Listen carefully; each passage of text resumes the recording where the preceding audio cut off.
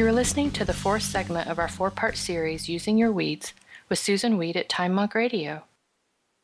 Hello, Susan. Welcome to Time Monk Radio.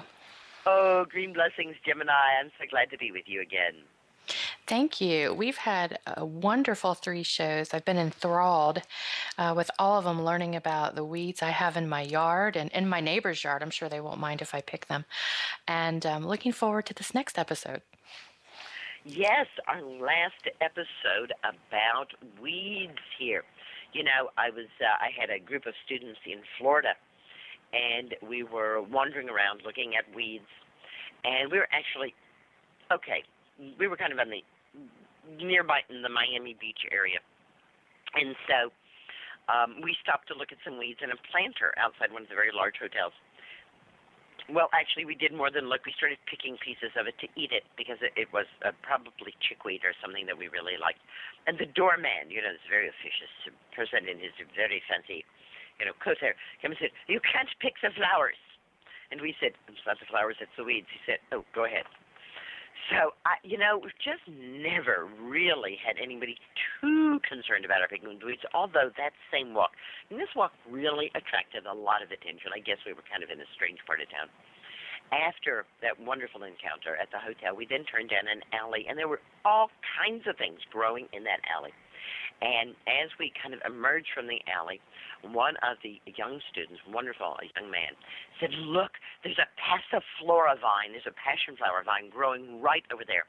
And the whole class started to move kind of across the street onto this lawn where there's a passion flower vine, when suddenly this car appeared almost out of nowhere, came down the street and pulled right onto the lawn, right over the passion flower vine. And this young student did not miss a step.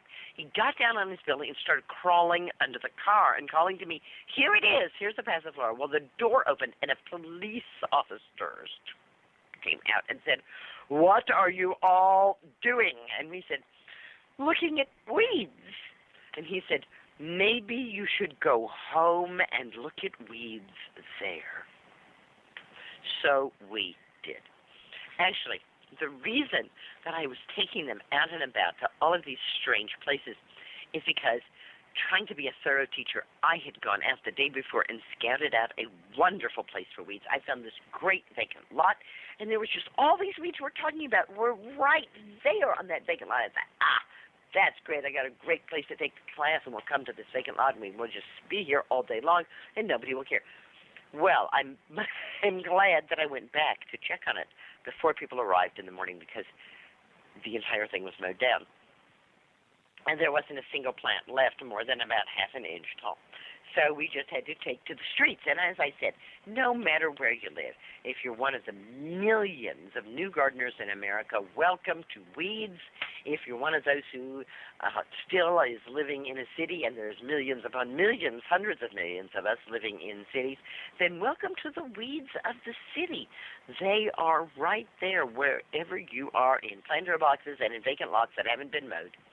And sometimes people say to me, "Well, aren't you worried about all the pollutants in these plants, Susan? I mean, yuck, you're going to take something that grows beside the road or something that lives in a city?" And usually I look at the person who says this to me, and I say, "Oh, do you live in the city?" They, "Well, yes." And I say, "Well, guess what? You're breathing the same thing the plant is breathing. And the plant is probably doing a better job at detoxifying it than you are. So I'll put my vote with the plant. I'm really not worried about it." Now, certainly, we do not want to pick any plant, weed or otherwise, that has feces on it. We all know, and if we don't, we should know, that feces carries certain kinds of pathogens, including E. coli and a variety of parasites, that can make us sick. So do not pick from places where you see feces. Whether that's out in the wild woods, don't pick it next to the bear poo either, or whether it's in the city.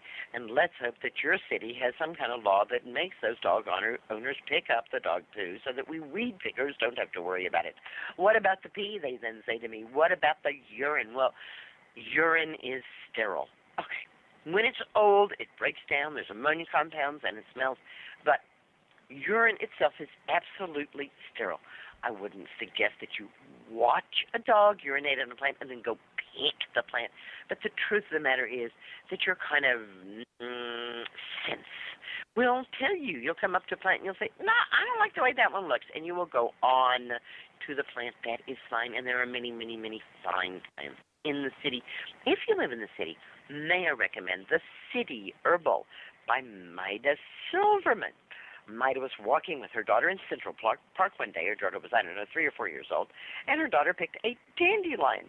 And someone said to her, oh, man, you should control your child so she doesn't pick the rare flowers. And Maida thought, rare flower? I had no idea the dandelion was a rare flower. So she, too, went to the Manhattan Public Library, but this was some decades after I had gone there, to look up information about dandelion. And, of course, what she found was that dandelion is not a rare flower, and it was perfectly fine that her daughter picked it because for every dandelion flower that you pick, the dandelion makes 2 more buds, so you're going to get plenty of dandelion flowers no matter what. And, in fact, this was the little grain of sand around which her snowflake crystallized. Maida Silverman is a writer of children's books, and she decided to write an herbal, a city herbal, for those who live in the cities so that they can find out what to do with the plants that are right there in the cities. Don't feel that this 4-part series about weeds has been just for those who live in the country.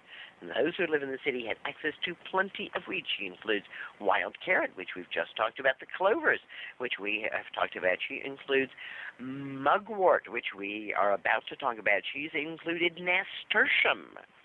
All right.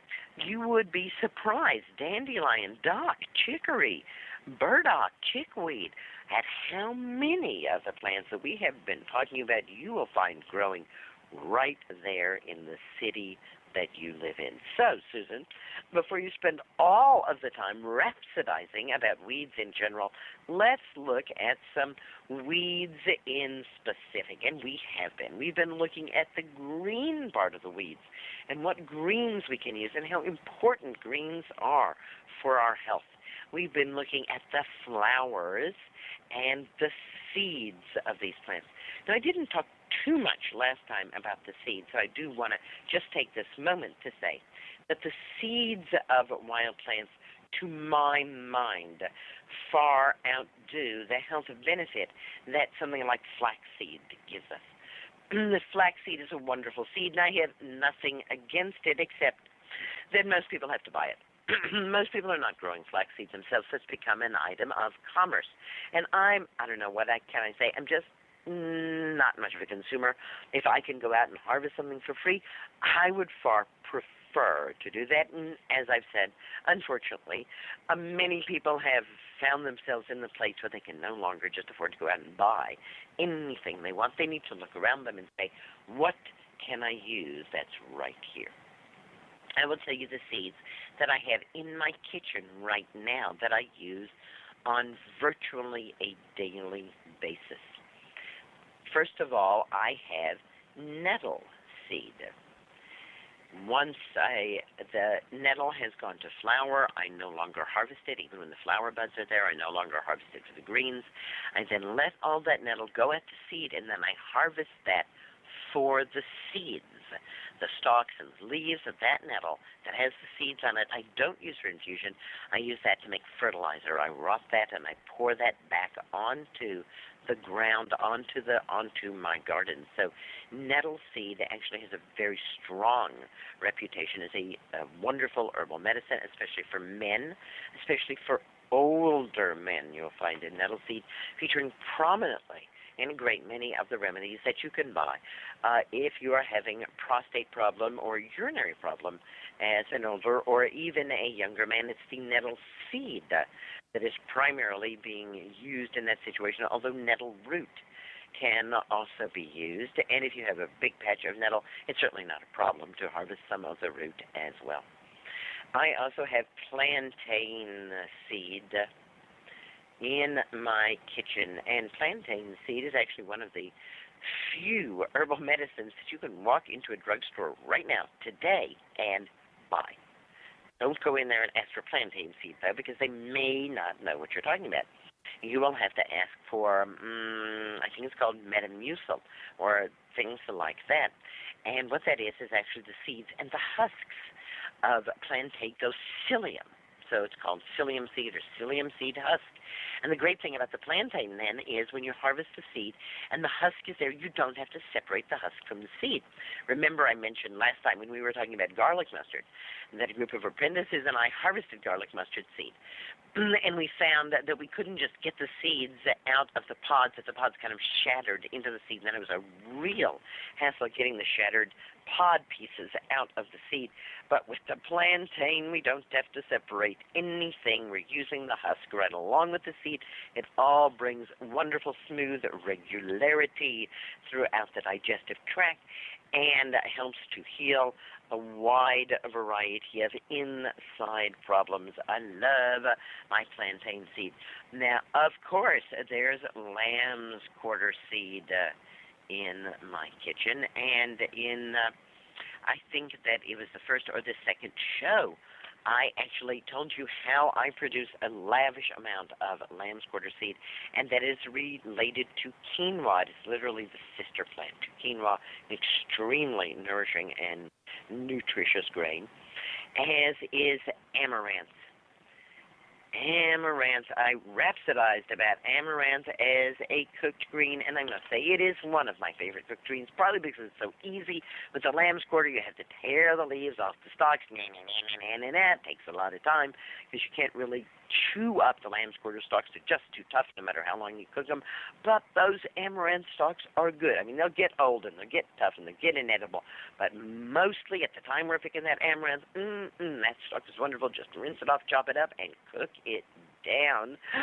But eventually, as we've said, you may keep pinching the top. That amaranth is going to go to flower, and then it's not so easy to eat it because the flowers are yucky to try to eat. And then it will make seed, and I go with a bowl, and I kind of shake the amaranth, and I shake those seeds down into the bowl. And, of course, I get some of the hull and the chaff in there, which isn't very good to eat.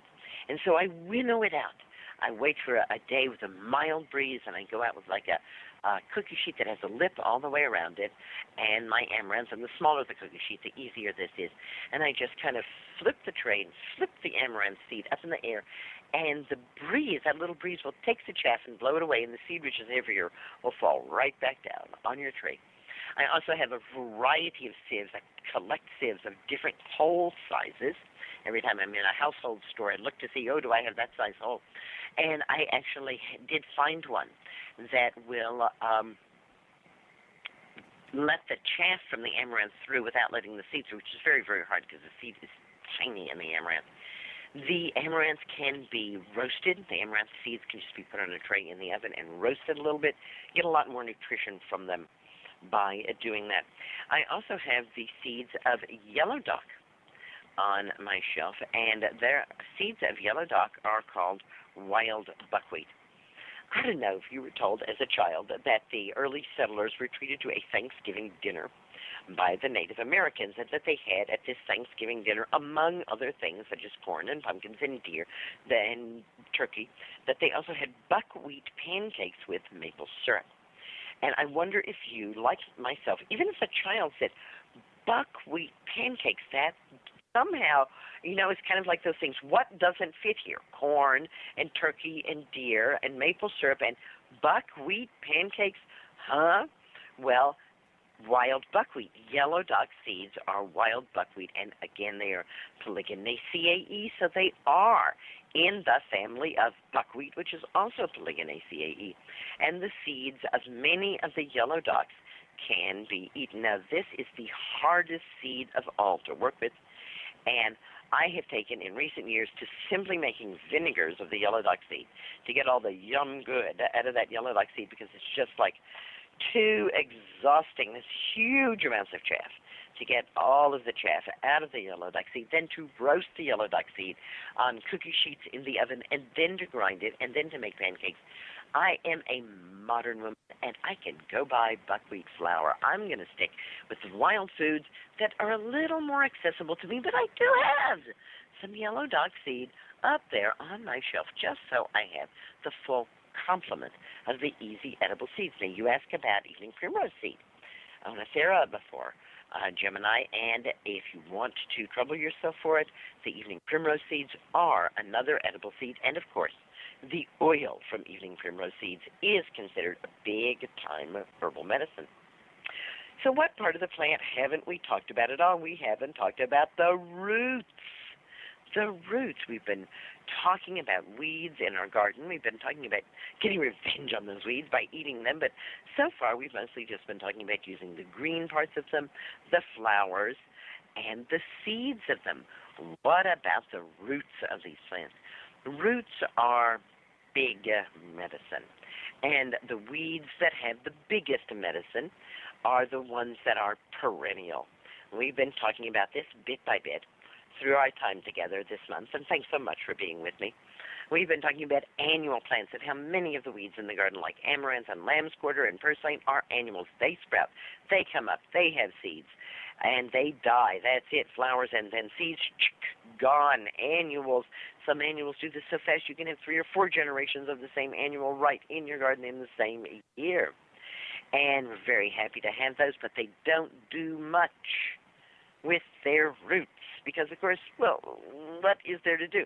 Now, do remember that I said that Joseph Kochenauer established that they do bring subsurface minerals up and they help the garden. But I'm speaking as an herbalist here. I'm speaking as somebody who says, what's in that root? What can I do with it? And most of those annuals just don't have very much for us. We talked quite a bit last time about biennials and the roots of biennials and how those biennial roots, like the evening primrose root or the burdock root or the carrot root, are ideal to use at the end of their first year of growth. But I bet you know what's coming. That's right, it's perennial plants. The plants that don't live just for 1 year, 1 season, the plants that don't live just for 2 years, but the plants that live on and on. Those are the plants whose roots we mostly use. And we mostly use the roots of those perennial plants because they're perennial. Well, now that's kind of circular thinking, isn't it, Susan? Okay, let's think this through. What does this mean? Here's a plant, and it's growing in a place where there's a winter. And winter's going to come, and all the tops of most of the plants are going to just die back. And so what are the animals that need to eat going to do? Now, some of the animals are hibernating, and so they're not eating, and that works out. But the animals that are still, shall we say, out and about are oftentimes burrowing animals, animals that are going underground for the winter. And they're burrowing around down, and they're looking for, you got it, some nice, tasty root, full of carbohydrate, full of sugar, yum, yum, full of minerals, good root, did my work for me. And so the root, to protect itself, says, I don't think so. I'm going to make some poisons, and you, Madam Vole, and you, Mr. Mole, are going to die if you eat me, and therefore you will not produce progeny with your bad habit of eating me. And so these perennial roots tend to produce poisons to protect themselves. Well, now, of course, we know what a poison is. A poison is a medicine if it's given in a small enough dose. So we do indeed look for them. Now, let's be clear. A poison doesn't mean it's going to kill you, boom, like that. An alkaloid is a kind of poison found in plants.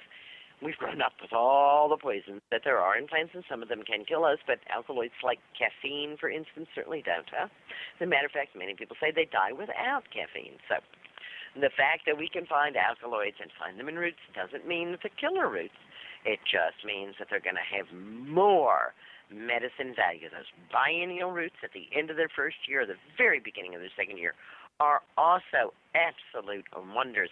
Let's look at our weed list again and see which of these weeds we're going to be using. The root of burdock root. Burdock root is a classic from macrobiotic cooking and macrobiotic healing tradition. And burdock, after red clover, is perhaps the second most popular anti-cancer herb. If you don't want to dig it up from your garden, and let me admit, it is a scene and a half to dig burdock roots out of the ground. You can buy it at your local health food store, or do as the Chinese do, which I did not do in my first garden. No, I just planted burdock seeds in my first garden. I'm sure the people 40 years later who are gardening in their garden are still cursing me for planting burdock there. Well, what the Chinese do is they build like kind of big, tall wooden beds, and then the burdock grows, and they just take the front off the bed, and the burdock falls out, so you don't actually have to dig it. Very wise, very wonderful. Chicory root, chicory. Oh, today the chicory flowers were so gorgeous. It was kind of misty, rainy, and chicory flowers don't like to open when it's bright and sunny.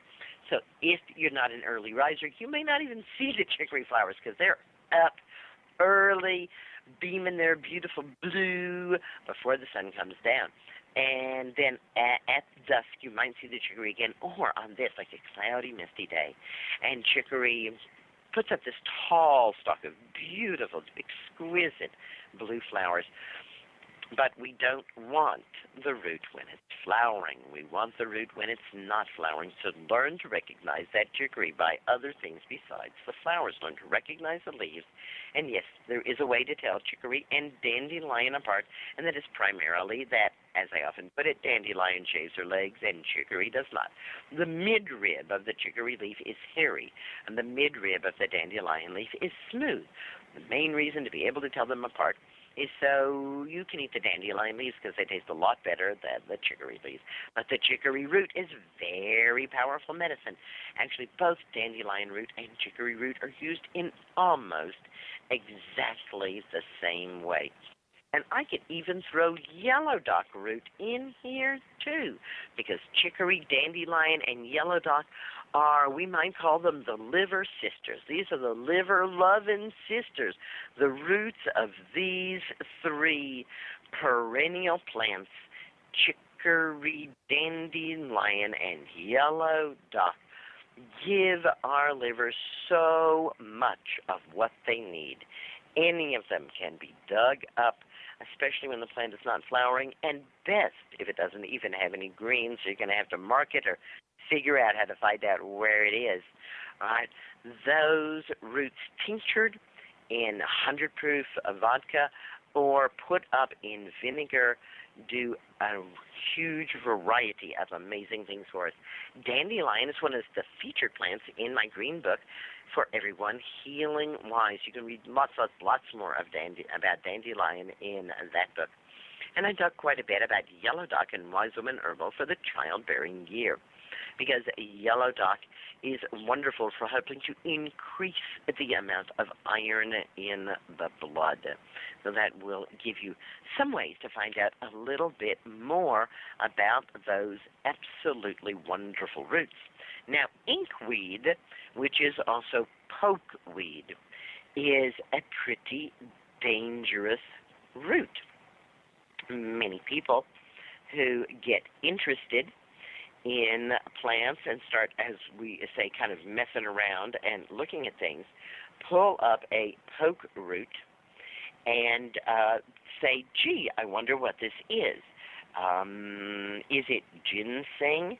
And the taste fresh of the root is not horrible because there is a lot of carbohydrate in it, but it contains a small amount of a very poisonous substance that will possibly have you going to the hospital because of the severity of the diarrhea that will be caused. So be careful when you're using poke. Be careful when you're digging up poke root. This is not something we're going to eat. Some people also have a skin reaction to the poke root, and they get a breakout in a skin rash. However, I don't think I could do without my poke root tincture. I was kind of egged on into using it by an MD who said that poke was the only known substance that stimulated the immune system. Certainly, as an herbalist, I need something to stimulate the immune system sometimes, because sometimes people's immune systems just aren't doing what they need to do. So we got to get it going. I tincture the fresh root of the poke, but way into the cold of the year. Usually I'm tincturing poke in the beginning of December. I got to time it well so that the ground is open enough for me to dig, but so there's been frost, so that poke root is really loaded with carbohydrate and not so much of the poison. At that, After making a tincture with 100 proof vodka, I dose that by 1 drop, not a dropperful, 1 single drop. You need your immune system poked. Phytolacca will definitely do it for you, but watch out for that root. Now, I'm just going to have to make good on my promise. I promised that I would tell you more about mugwort, also known as cronewort, and I just breezed right over it when we were looking at the flowers. But we were talking about harvesting the little baby ones and throwing in salad, and then we were talking about harvesting them when they got a little bigger and making vinegar out of them. But when it starts to flower, the mugwort becomes the herb of dreams. And we catch it just as it's in flower, but before it goes to seed, and harvest it, and has incredible aroma. I also talked about, of course, it being dried and then rolled up into cigar-like shapes and used for moxibustion. And this must be done before it flowers. But once it flowers, it's still worth harvesting, and you can hang it about as a dream catcher, or you can use it in somewhat the opposite way, which is to stuff a small pillow with your dried cronewort flowers and sleep with it. And it is said to give one very, very vivid dreams. Now, I once had some cronewort stored in a bag down where the apprentices live. And one of the apprentices found it and said, hey, I know what I can do with this. I can make a smudge with this. And I am going to make a smudge with this, and this is going to be great. This will really, open up the room for me. And so she burned it. And we have Talking Stick every morning, and she came to Talking Stick, and she told us about a dream that she had had. And I didn't really think a whole lot about that, because it's not unusual for apprentices to tell us about dreams. But when she came the next morning, and she told us about 2 dreams that she had, and then when she came the next morning and told us about 3 dreams, and one of the other apprentices had a dream, and then when she came the next morning and all of the apprentices had 4 dreams, I said to myself, I wonder what's going on. And I asked if there was something going on, if there was something unusual happening, if somebody was testing out some herb, what was going on. And that's when she told me that she was smudging every night with the cronewort in flower, which I had harvested and had in a bag there. And even just burning that flower and getting it out into the air was enough to cause them to have quite amazing dreams.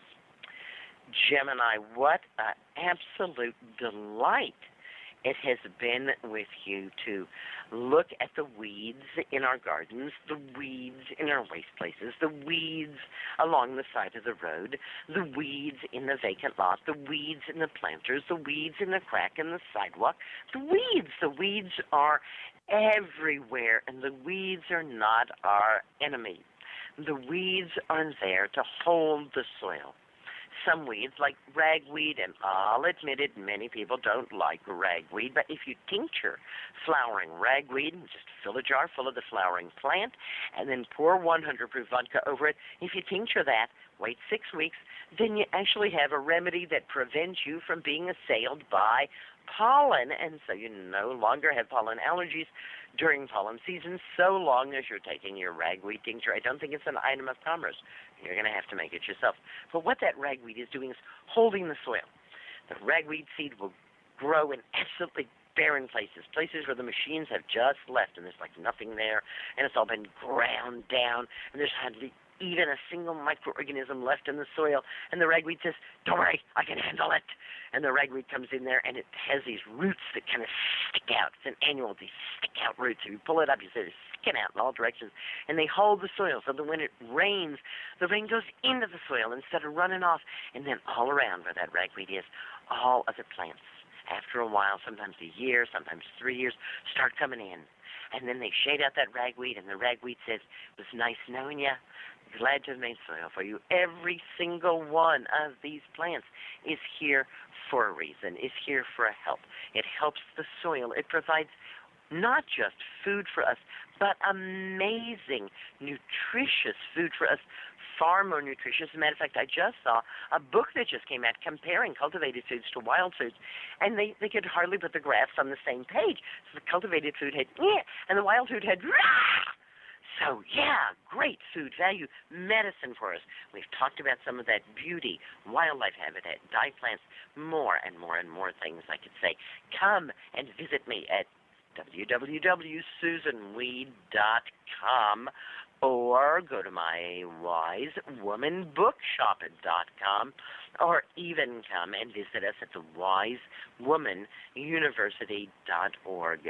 At susanweed.com, you can find my whole course schedule. At the wisewomanbookshop.com, you can find information about my correspondence courses and my apprenticeships, both live-in and live-out apprenticeships, as well as information about my mentorship site where we can work one-on-one to restore herbal medicine as people's medicine and to make sure that you have a life that is rich in green blessings. Thank you once again, Gemini, for giving me this marvelous opportunity. Thank you, Susan. I've really enjoyed the last 4 episodes, and we'll look forward to speaking with you again next week. All right, till then. Thank you. Everybody, bye-bye. This completes the 4th segment of our 4-part series, Using Your Weeds, with Susan Weed at Time Monk Radio.